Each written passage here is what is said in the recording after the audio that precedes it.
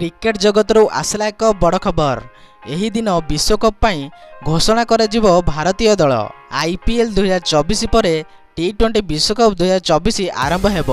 America और West Indies चलित वर्ष टूर्नामेंट मिलित भाव आयोजित करेंगे एवं एथिरे 20टी दल अंशग्रहण करेंगे। टूर्नामेंट पाई 15 जणिया भारतीय दल एप्रिल शेष सप्ताह रे घोषणा करा जाई पारे। आईसीसी दाखल पाई कट ऑफ तारीख को 2 मे तारीख पर्यंत रखी। बीसीसीआई एक सूत्र संवाद एजेंसी को यही सूचना देइछि।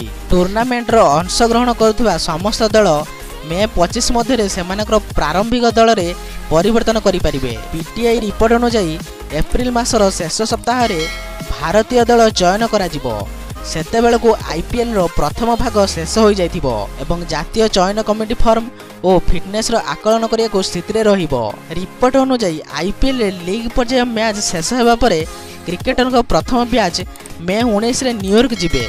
जेउ खेलाणी दल फाइनल 4 पई योग्यता अर्जन करिबारे असमर्थ सेमाने शीघ्र जिबे। गत वर्ष विश्व टेस्ट चैंपियनशिप फाइनल मध्ये समान घटना घटिथिला। अमेरिका और वेस्टइंडीज रे आयोजित हेबाकु थिबा टूर्नामेंट पई किछि खेलाड़ी स्टैंड अप रहिबे। तो एही भली प्रकार वीडियो देखिया पई आपण माने एही चैनल को सब्सक्राइब कर दियंतु, कारण एही भली प्रकार वीडियो आपण माने एही चैनल देखिया पाइबे।